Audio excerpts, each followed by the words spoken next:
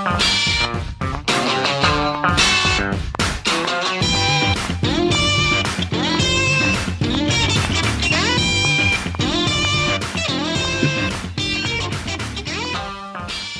right, folks. Well, you know you're in for a treat when you hear that tune because it's time for another week of the Rec Poker Podcast. I'm so excited to be here. I'm your host, Jim Reid, Bluffsterini in the home game and at Rec Poker Jim on the hellscape we call Twitter. Because I've got the best freaking job in the world, hanging out here on the Rec Poker Podcast on YouTube live on Monday night at 7:30, hanging out with my friends and talking about poker. And it has been a weird and crazy summer. I've been here and there. I've had ups, I've had downs. I am excited to be back, locked into the Rec Poker Podcast, and looking forward to an exciting autumn with all of you. So, I've got a few people joining us already here, I see, which you can do for free every Monday night live on YouTube and win a prize just for showing up.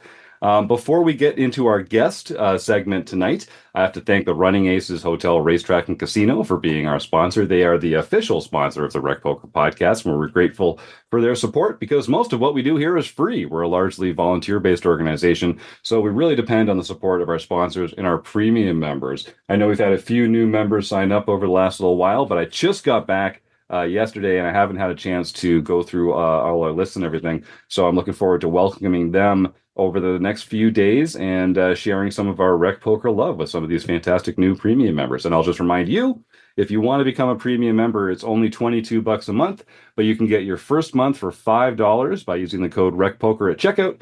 And if $5 is too much, trust me, I hear you, brother. You can support your local food bank for any amount. And if you just send us a screenshot or a receipt of your donation to your local food bank for any amount at all, we'll also just credit you a free month at Rec Poker Premium as a way of saying thanks for helping out your fellow person there. So they let me host the show on Mondays most of the time, but I'm just one man. And as you've noticed over the summer, it takes a group, a gang, a village, a crew to make all the magic happen around here.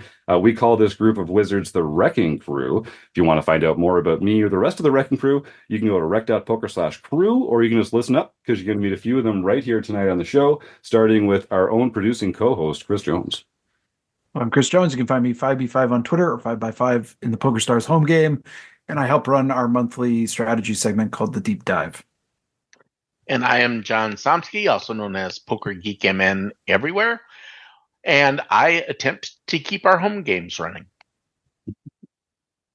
I'm Kim Kilroy. I'm PetVat or PetVat33 on the social platforms. I'm Fergie56 in the home game.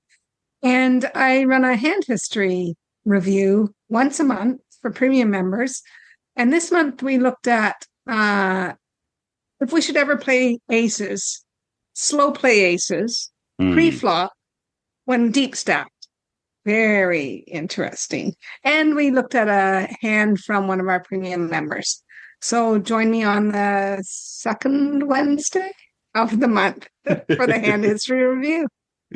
Yeah, do it, folks. So you get a sense. We get different RECing Crew members here on the show every week. It's just a little taster's choice of all the fantastic folks here on the RECing Crew, a lot of whom have opportunities to learn with study groups, coaching, group sessions, all that kind of stuff. It's all part of the fun here at Rec Poker. All right. So like I mentioned at the top of the show, we're going to be recording, interviewing our guest, our super surprise secret guest, a little later this week and editing it into the show. They couldn't make the time zone because they're over in Europe. But I want to remind our YouTube chatters, start typing the word food bank into the YouTube chat right now. Even though we're not doing the interview tonight, we're still going to be closing the show with giving away a prize. And of course, I love to encourage people to support their local food bank as part of that. And we'll also talk about some recent home game results and some other fun stuff happening at Rec Poker. So start typing food bank into the YouTube chat. And we'll just break right now and come in after our fantastic interview with our mystery guest. All right, folks, here we are with the one and only Franke Von Zweigbergk. I hope I'm doing that correctly. Frank, we had a chance to meet at the Irish Poker Open in Dublin earlier this year. And I thought to myself, who is this colorful character? who is this guy who just loves fun and excitement and gambling, and you're kind of a larger than life character on the tour. It's turned out that we had a little bit in common. We love recreational games. We love mixed games. We love making life more fun. I said, we got to get this guy on the show. We got to talk about how we can make the poker world and the gambling world and just the world in general a little more fun. So, Frankie, thank you so much for coming here on the Rec Poker podcast. Thank you for having me. Now, the Irish Poker Open, we've talked a lot about how it's a very fun series. It's got an emphasis on the recreational players. It's got very approachable buy-ins. It's not just poker. You kind of have taken that idea to a whole new level. So we've got your brainchild, the festival series, is a fantastic mix. It's not just poker. It's not just table games. It's all sorts of sort of like fun ways to wager with your friends. Don't let me put words in your mouth. Tell us a little bit about sort of like how did this come together? What holds the festival series together? Okay, I give it a try, and thank you for the nice word. But basically, like, I've been in the industry live. I've done parties and live events all my life. Since I was 16, I threw my first party, I think, in Stockholm. And as a kid, you play some home games, some versions of poker, and somehow the 10 cents came in, and sometimes you cried because you lost too much. But around 2003-04, I got bit by this poker online and live that exploded in the world. That was so cool on TV, etc. And I think in 2005 I created my first live event where I was living in Finland then, so I brought a bunch of Finns to Stockholm to a friend's poker club, and we challenged the Swedes for a national battle between Sweden and Finland. And I represented Finland, even though I'm a Swede, and of course we crushed them. Not only in the poker, we also crushed them in the tea drinking. And tea drinking, of course, the spicy tea. You can't really talk about gambling and drinking, so I say tea drinking. Yes. We have a rich legacy here of Long Island iced teas as well over at Rec Poker. So we know all about the tea drinking. Yes, very Correct. Important element of having a good time. Very important element. And then it was so successful. So somehow online operators said, let's work together, and we created a tour between these two countries. And then it grew to some other constellations. We did some cruises and whatever.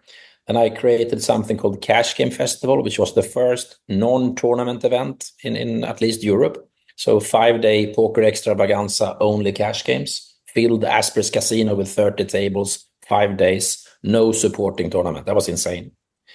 Then came COVID, and I realized I need to grow and go back to tournaments. And me personally, I like to put in a euro every now and then on sportsbook or do the spin and the roulette, etc. These are fun games too. So then I created the festival, which is really a celebration of have fun and game and gamble in combination. And of course, a bit of gamble aware, not the high stakes. We talk about low stakes, mid stake buy-ins, so that it's worth traveling for, but it's not that you lose a month's salary. You lose a bit of money when you lose, because most of us will lose. Mm-hmm.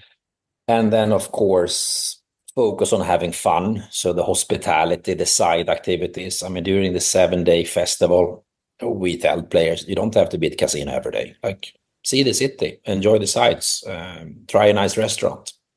But while you're at casino, then of course go all in and play as many tournaments as you can, and try some new games, try some mixed games, Sviten or Horses or 8 game or Deuce to 7 triple draw. Or of course, if you are in the Rolls Royce, you really want to play Texas, we have a plethora of Texas tournaments too. And somehow this was very well received by the European poker community and operators. And the threshold to get aboard is, 125 euro buy-in. Or if you're an operator, you need to buy a few packages and then buy out online for your players. And today, I think we have close to 20 operators that do qualifiers. For Malta, we booked 225 hotel rooms via us. So it's not a small operation anymore. Bratislava, we will have a 500,000 euro guarantee on the main event. The main event is a 500 euro, 550 euro buy-in. That's amazing. it's insane, you know? Yeah. And 50 plus different events. So I'm like, and cash games don't stop. And, you know, but then again, like we go out, we do the pool tournament or go-karting or swimming or restaurant visits and here and there a bit of tea drinking.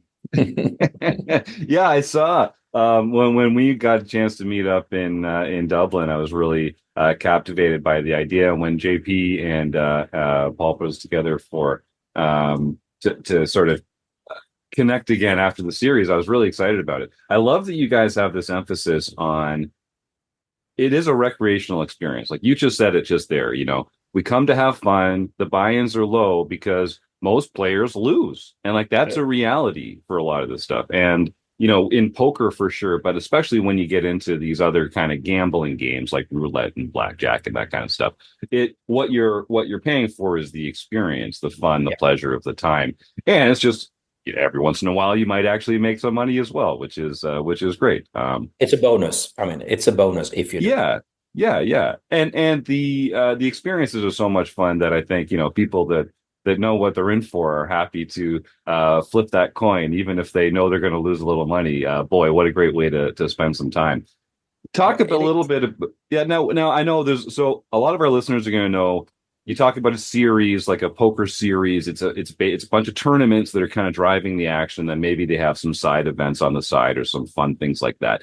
But you actually introduced this whole notion of like cash game leaderboards, where no matter what stake you're playing, the results are measured in big blinds. And so it's really just about how are you beating the field that you're playing against. Talk a little about how you came up with that idea and logistically what that was like to bring that to the fore.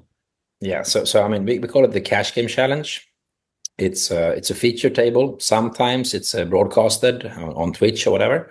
Sometimes it's just a dedicated table where we do have a floor, and of course the dealer who then monitors the amount of money you put in, how many big blinds you buy in for. So if you reload or top up or whatever you do, it's monitored. And then let's say I end the session with 200 euros plus. If that was a 2-2 session, then I got 100 points. If it was a 20-20 session, I got 10 points, you know. So whoever wins the most point in the two feature tables of a day gets into the final. The final is a pure easy flip, where we flip for a package for the next stop worth 1,600 euros, then added by the organization. Yeah. And this way, it means that even though you tend to play 5-5 and someone else plays 2-2 or 10-10, you can still compete because it's a fair wallet. Like, yes, I have friends who they don't really get excited unless they have 2,000 euros on the table, while other people get very excited with 200. They need to be able to compete on equal terms.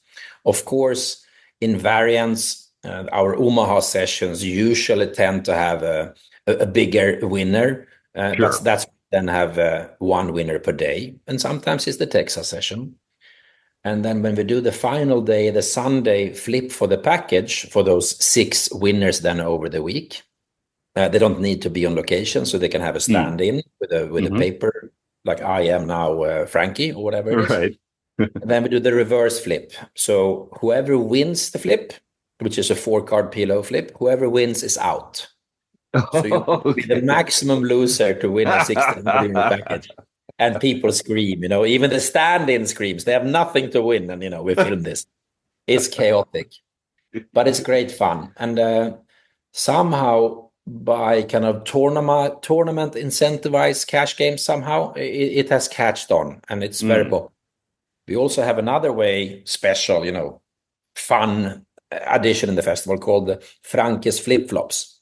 Some famous people wear Havaianas, the flip-flops. So, you know, I wear a pair for a week every day, and they smell quite bad. So then the trophy there is like my used pair of flip-flops that is like biohazard. We frame them and it looks like hell. And how you win that trophy is that same system. During a 2-hour session, everyone can participate in our flip table, Franke flip-flop table.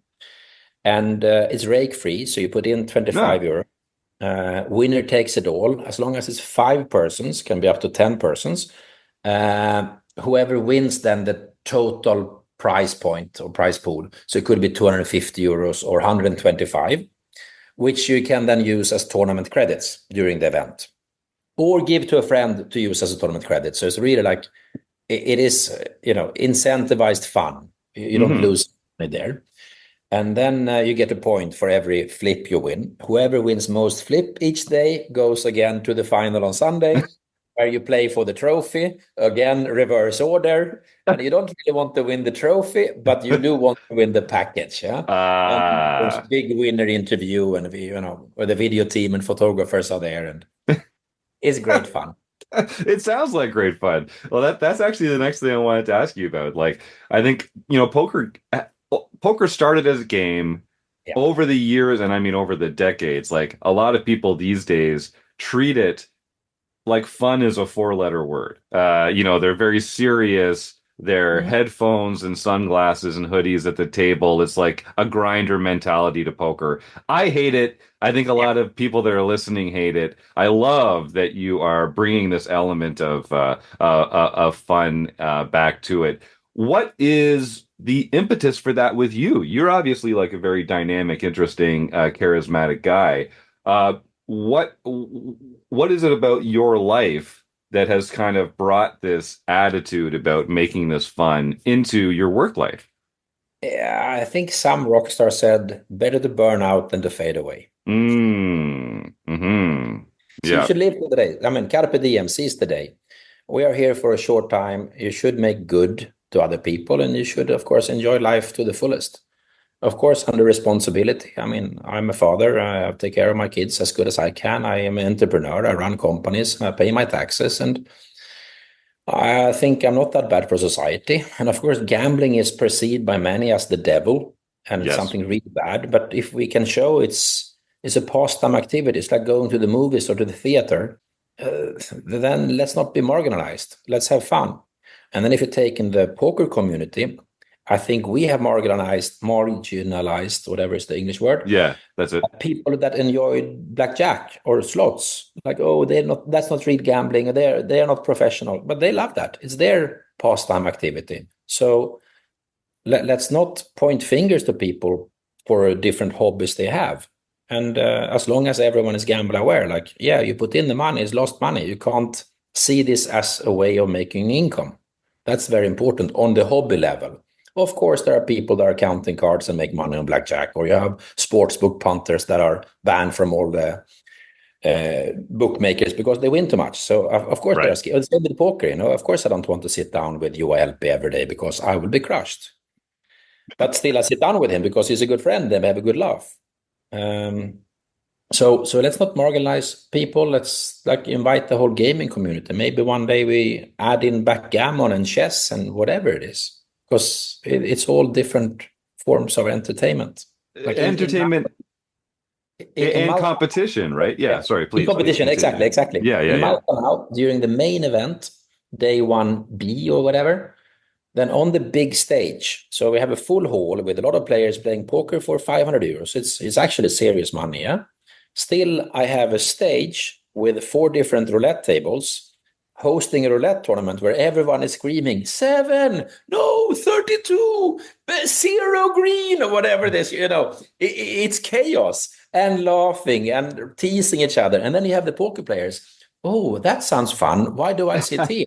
And there is a conversion. It's not like, oh, shut up. No, they want to be there. Yeah. So we are onto something. I think so. It's a great atmosphere. And I think, it does kind of bring the fun of all these competitions and ways of playing together. Now, I do think there is, you touched on it there, like gambling does have a dark side. And, the further we get away, like, there are certain games like poker, you're playing against other people, blackjack, roulette, you're playing against the house. Like there's different ways that you can meet a dark end if you're not properly focus, if you're not going into any kind of gambling venture with the right mindset. Have you actually gotten pushback from, different countries or regions or jurisdictions or people. Have you gotten a lot of people that are kind of concerned that you're creating a positive atmosphere around what they feel like is sort of like a negative experience or a negative offering for some people? Yeah, of course, friends that are not in the gaming sphere, they are very cautious. Mm-hmm. We all have friends that thinks this is the devil. And still, when you explain and talk it through, like how we do it and how the operators are really gambler aware, then they start to realize maybe it's not that bad. It is just entertainment. It's like driving a fast car for some, or going boating or fishing, or bicycling down a mountain can be dangerous too, if you do it without thinking. Yes. But it will always be some people that they will never turn around. They will always think gambling is the devil. But when it comes to legislations or operators or partners or other companies, I think they're more informed. I think actually to having this licenses system, I think it's very good in US or in Europe or whatever. I think this going all internet, all crypto, non-controlled, I think it's a bit scary, especially if you think what happened during Black Friday or how you disappeared, etc. So it has to be controlled, but in a good way. And it has to be controlled then by states or organizations that understand the business. And too often, sadly, they don't understand the business because they have no interest in it. And then it doesn't really work. Mm-hmm. Like some countries define poker as a game of chance and don't tax it and call it a sickness. And some countries says it's a game of skill and tax it in a different way. And still the baseline, they read the same report, Yes. Yeah. And I think people bring a lot of their own biases into it as well. They have and you said it already, for people that are not knowledgeable about it, all they have are their, emotional responses and what's been portrayed in media over the years as well, which is which does take a more of like a gambly slant than a lot of that. Of course, you have always rotten eggs, and of course, these are the big headlines. Of course, yes. A mom with 5 kids lost $1 million using company card. Yeah, of course, shit happens. Yeah, someone went shopping at Walmart for the same amount of money with the same company card, but that's not a big report. Yeah, it's true, but there is that stigma to it. It is. So the more fun we have and more we invite people, then we can work against this stigma. I believe so. I truly believe so. Yeah, I like that.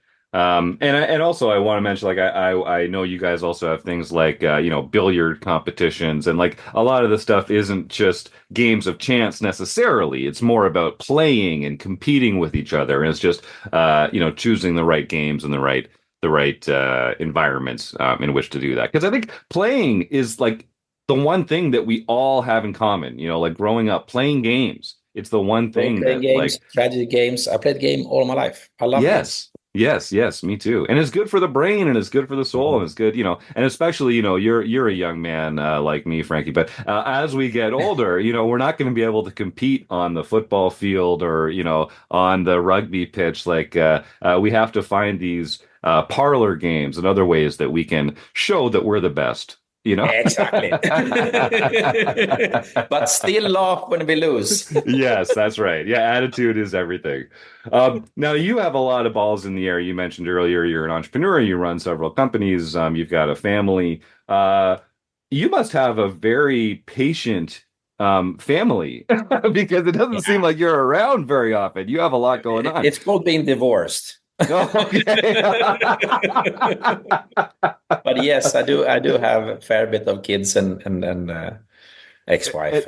And how do you so do you get a chance to see your kids often? Is it something like because you're traveling all the time with these events? Does that get in the way? Like is there an opportunity cost to that?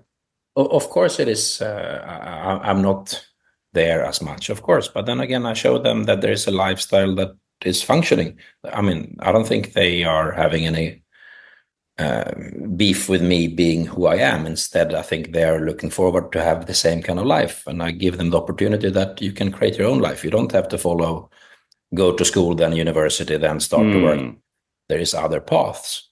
And my path maybe is not the best path for everyone, but I think my kids like the path and I think they're interested. Yeah, good. Well, and certainly no one's path is right for everybody. So that's not going to happen. But and are your kids are they game players as well? Have you kind of instilled in them the same a bit. My son likes sports betting a fair bit and is doing quite okay every now and then. And my daughter, she's killing me in Chinese, open face Chinese, which I think and so Vera and they're not so interested in games, personally. Like not even board games, Oh, really? Yeah. Well, they've got some growing up to do then, I think, because like you and I know how that's like the holy grail, getting into games. What were some of your favorite childhood games before you got into like the gambling element of things? Yeah, in the early days, I think with my brothers, we played chess, Stratego, which is a classic game.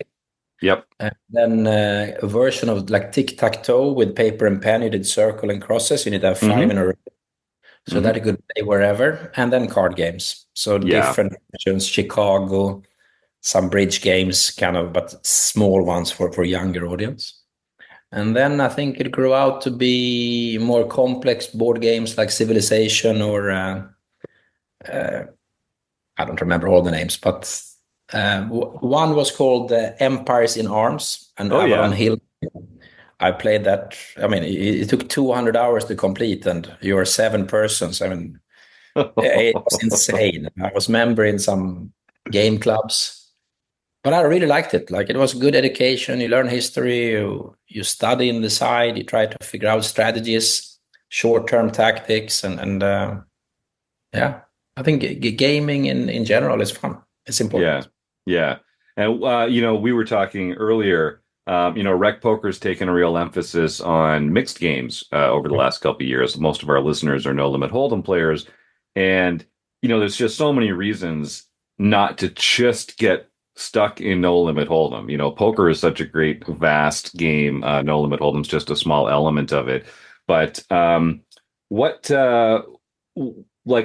me ask you this: how do people benefit? Because you've been pushing, like you've been working on this for a while now. What are some of the benefits to people of expanding their repertoire, of trying some of these new things that they're not so familiar with? I mean, entertainment value is number one. I mean, you use your brain totally different once you adopt and understand the rules of sweet and special. It's a beautiful game. The variance is higher in your local little 5-person card club or whatever it is, the Monday night poker you do with your friends. You will see that the bluffs you do are totally different, but after a while you start to see pattern and you start to think outside the Texas box, which I think is very, very good. And overall, you have more fun. And then when you all of a sudden go back and play classic stud, 7-card stud, it's a beautiful game. It's very complex. It's a limit game. People say, oh, there's no money there, no chips in play. No, it's very expensive. You have a lot of betting rounds. You stay far too long in the game. I can still develop. Or you have new things like the Italians. They invented Brutto Cattiva. It's an insane game. Imagine you play kind of an open Texas. You are all dealt 6 cards. And then there's a board, which is the bad board, 6 cards. And then the good board, 6 cards. And then it's a betting round. I mean, you need to play this in 1 cent version, Yes. 5 cents.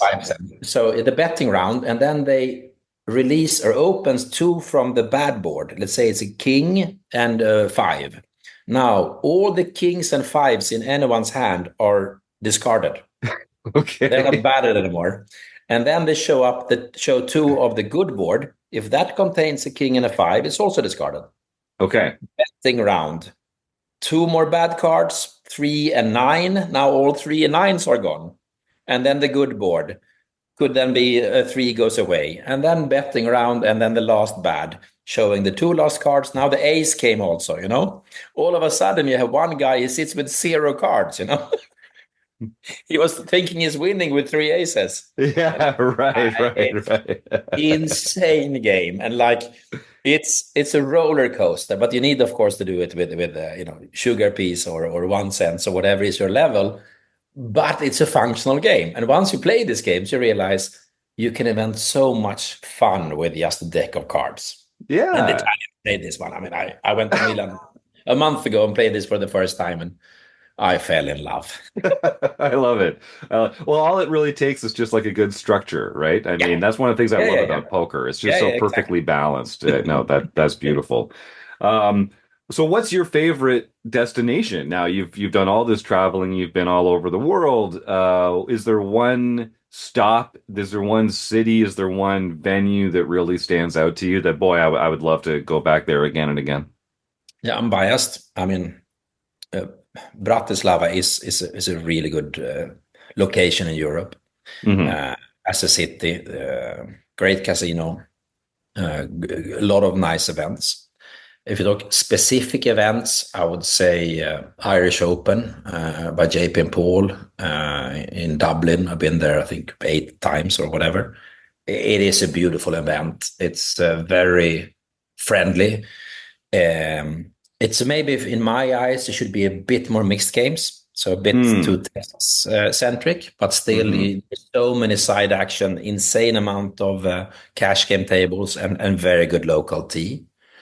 Then you have the 2 Norwegian championships, one on Norwegian soil and one outside in Europe.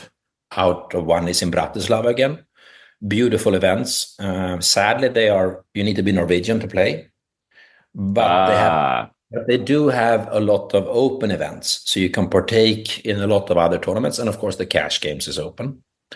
And the organizers of those they really look into the player perspective. Outside of Europe, I mean, WSOP is a great adventure, but I preferred when I was there, and I only been there once for a longer time.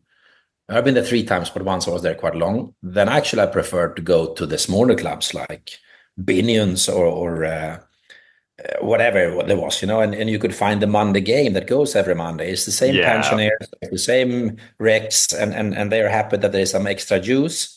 And they're so social, and they play nonstop. South America has a scene that is growing and growing. But one location, I would say Bratislava. One series to visit, apart from my own, is for sure Irish Open. It's hard to explain. Yeah. Well, this was my first Irish Open this last spring. I went with my wife. It happened to be our wedding anniversary, and so it was a perfect opportunity to go do some travel and play some cards and visit some friends.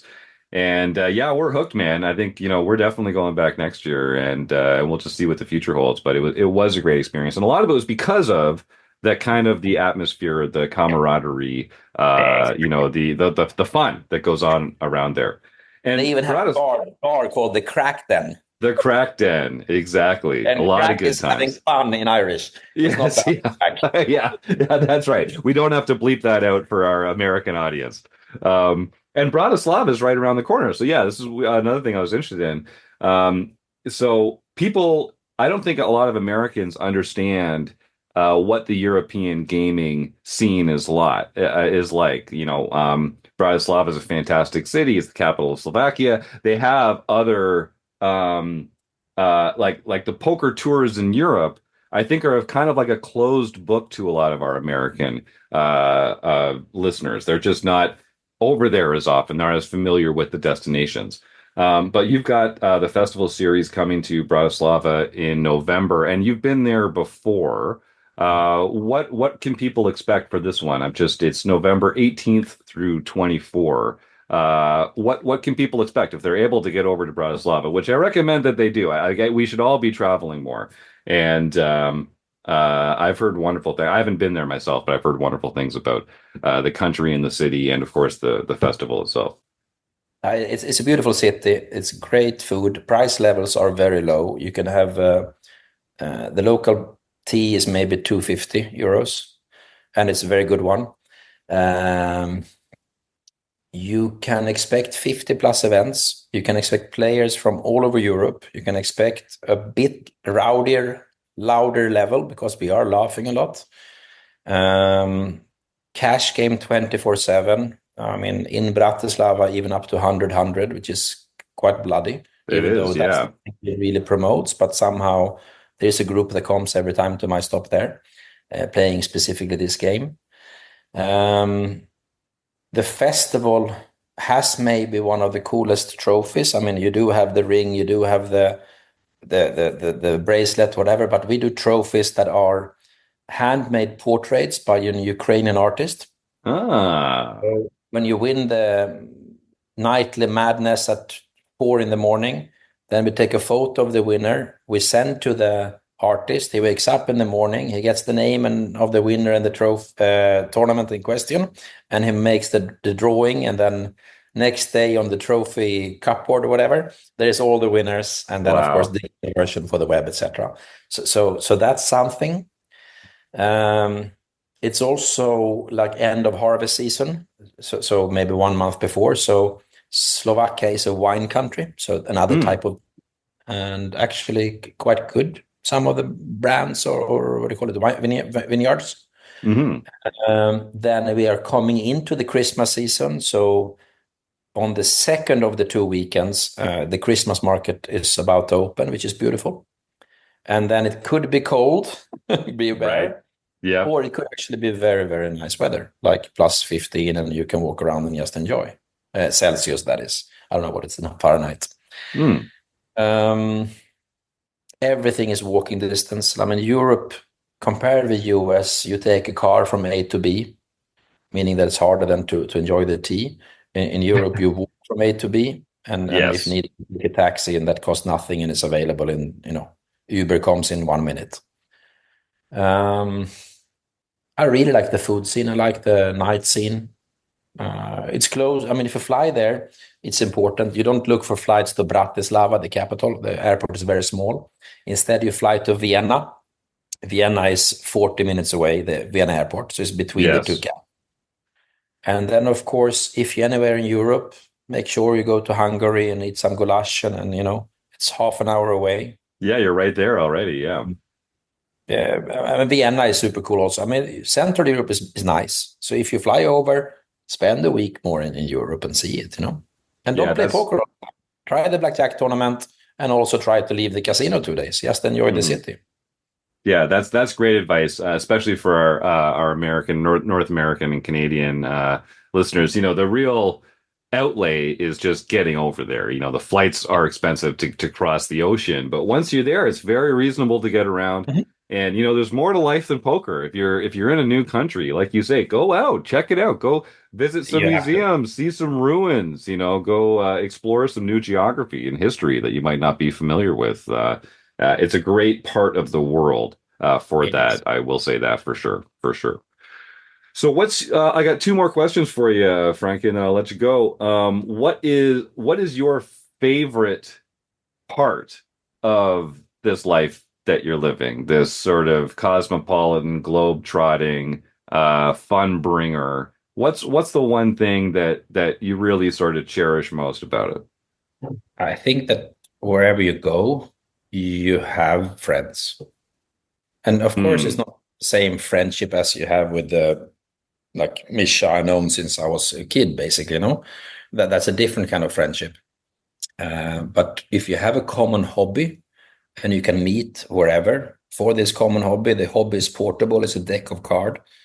And then you realize, I met this, I'm in Philippines and meet the person I met in Bratislava, and then we just reconnect where we were, and he's saying, fuck you took me out with 9-2. And I said, well, you play bad with your aces, and we laugh, And then life is good.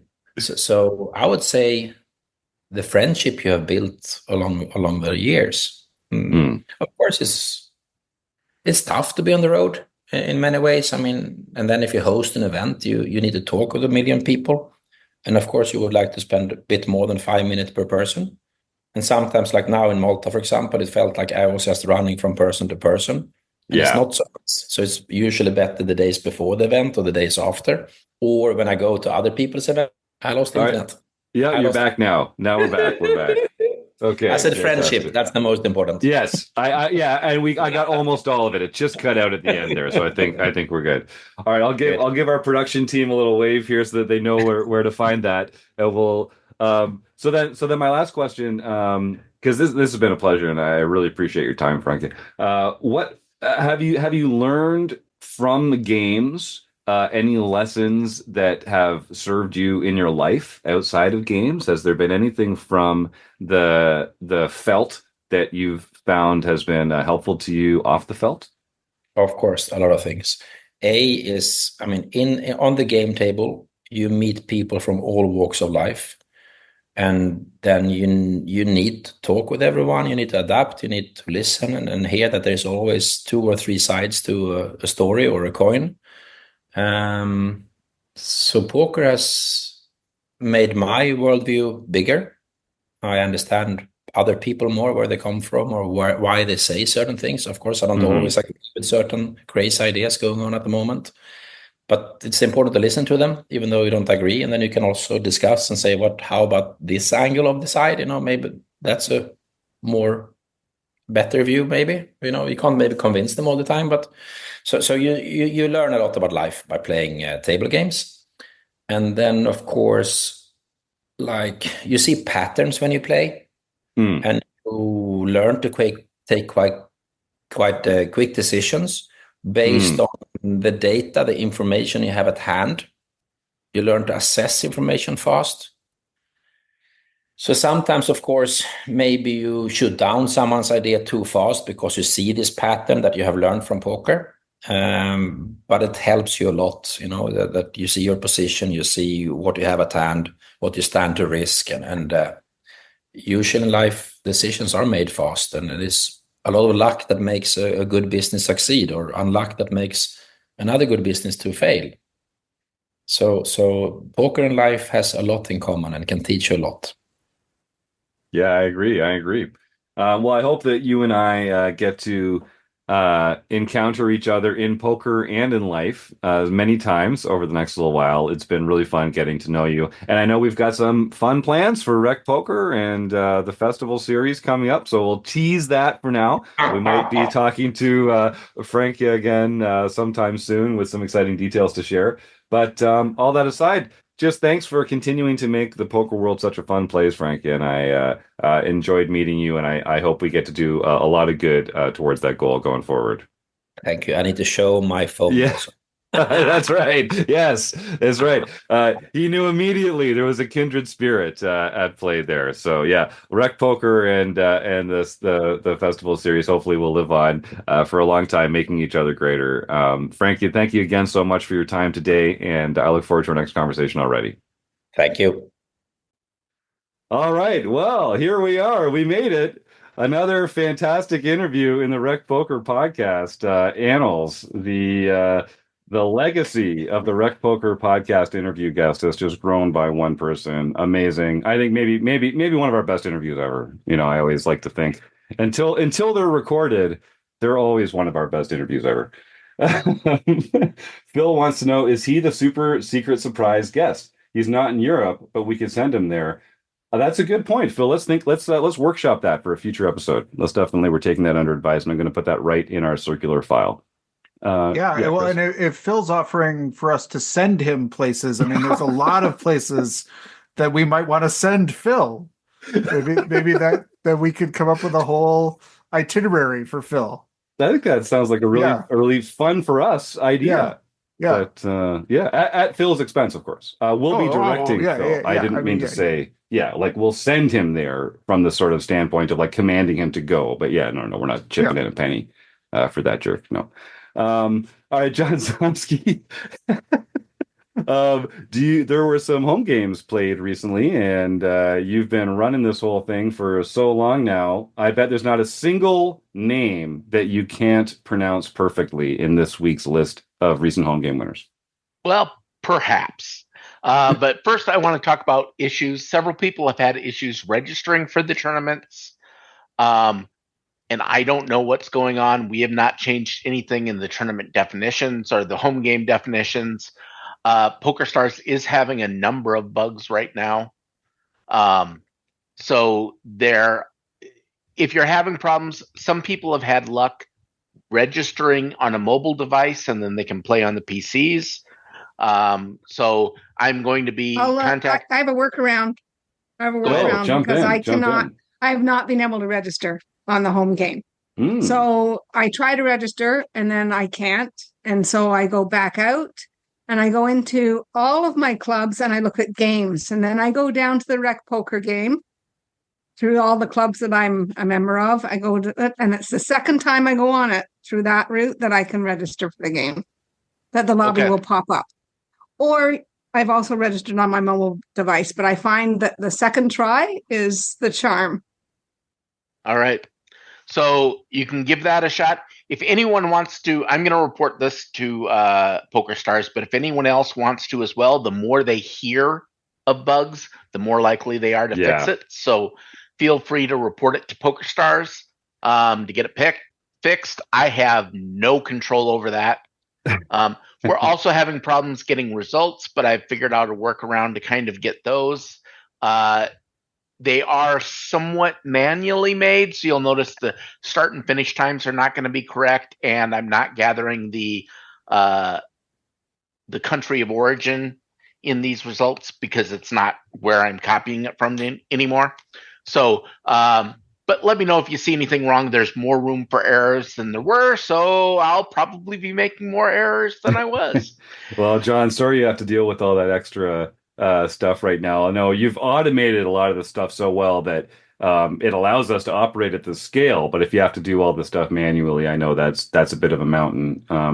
Well, and I even got now I have to copy and paste the results from the thing, but I'm automatically generating it into the format. For a couple of times, I was almost hand typing them, and that would not have been sustainable. But is there you mentioned reporting it to PokerStars. Is there like a really easy way for people to flag it or something? Is there like a button on the client interface that they can click? You can go to the support and then report a problem in the software. Okay. So I'd encourage people, please do that, because as John says, the more times they hear about it, the more urgently they'll look at it. So that would be a help if you've had trouble signing into the home game club. See if you can report that to PokerStars yourself. Yep. All right. Thanks, John. All right. Then on Wednesday, September 11th, we played horse as our mixed game, and JD Cat 32, Jeff Catalano, got his first mixed victory for the year. This is a event where we keep track of all of your wins and you earn points for the year. And apple of my eye, Harold Berry still has the top spot in the mixed game championship. On September 9th, Maddie Bumpo, Kathleen Twomey got the TOC event. So she earned a silver pin for her first TOC win. Very nice. Very nice. September 9th now, PetVet33, Kim Kilroy got her fourth nightly victory for the year. Then September 10th, Jay Sedum, Jeff S. got his ninth nightly victory. Then September 12th, PetVet33, Kim Kilroy got her fifth nightly victory for the year. Whoa. One Jack Flack, Brett got his second nightly victory for the year. JS, Jeff Sedum, got his ninth. Okay, so that first one was actually his eighth. This one was his ninth. But that means for the nightly events, two people took down two events each. So that's hard pretty to impressive. do. That is impressive. Both. That's hard to do. Way to go, Jeff and Kim. Wow. And then we have Eva Roy CA, David Westerveld got his third international victory for the year. Bone Crusher 14, Marcel Dusick got his third international victory for the year. And Ivor Big One, CJ Rudnicki, got their first LPP event. So they can contact info@rec.poker for a free month at Learn Pro Poker. Right on. Way to go, CJ. Congratulations. Some awesome names from RecPoker coming out in the winners list there. That's fantastic. And congratulations to Kim, who is chasing only Evil Roy Slade himself in the lifetime rankings. So and he only won one this week, and you won two. So I think you're like way ahead already. That's fantastic. Great Yep. work, everybody. Right now, she is 10 events behind for lifetime. So Evil Roy now has won 71 events for lifetime, and Kim has won 61. Wow. Both incredibly impressive. So at this, if she maintains this pace, she'll catch him in 10 weeks. Yeah, Yep. yeah, that's right. 10 weeks should be it. And a couple people still close on their heels to cross that 50 threshold. I know Stewie Carriage, who's in the YouTube chat tonight, is in the 40s, and there's a couple other not me, but there's a couple other active premium I think I have members two and lifetime, members. maybe.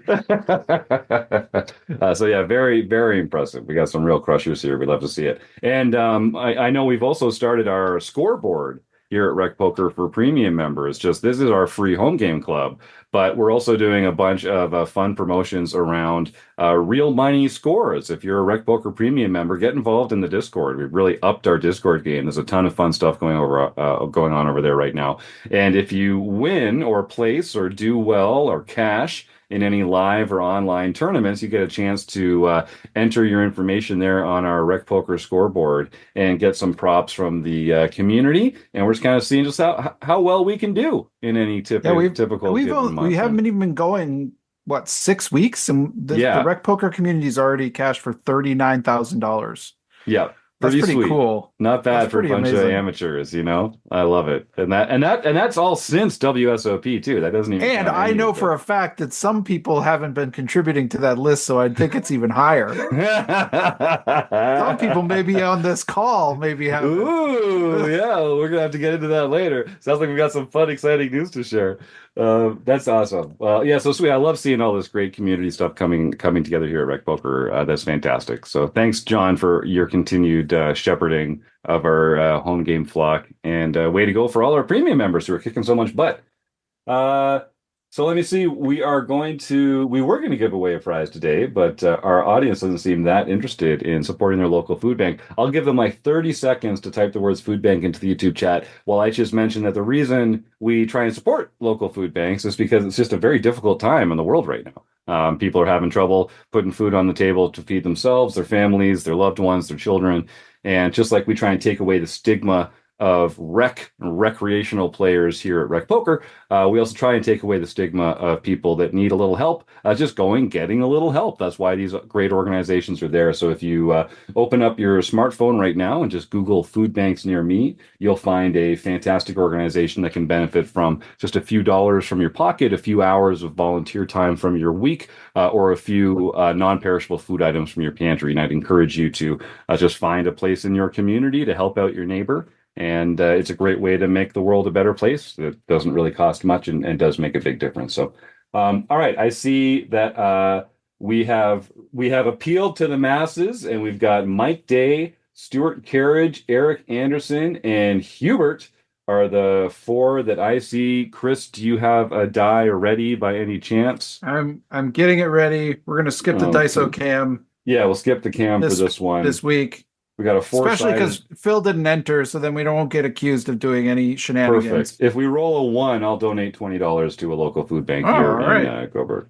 There goes Phil. He got in there for the 5. All right, so I'll take 6 then. I'll take 6. Now we gotta listen to them. He's always messing with our plans. Whining this Philip Razor and whatever. guy. If I don't roll a 5, here it comes. Yeah. All right. It is a 6. Okay, so that's $20 from me. I'm going to make a note here. I'll be donating $20 for me. I donate to the Coburg Fair Share Food Bank here in Northumberland County. So you can count me on me for that. I'll be getting in touch with them this week for that donation. But we also love to support the Second Harvest Food Bank in Minnesota and Poker Gives, an organization in Las Vegas. And we have a few others that we like to work with as well. But let's do a reroll. What's up? I did. It's a 1. It's a 1. Mike Day. All right, Mike. Congratulations. I've been meaning to connect with Mike actually for the last little while, so this is perfect timing. Mike, send an email to jim@rec.poker, and we will get you all set up with the wonderful prize that you have won. And if folks at home are wondering what exactly is the prize and how does this all work, basically, if you're just tuning into the show and you're not a RecPoker Premium member, then you win a free month of premium membership at RecPoker, which I think you'll love.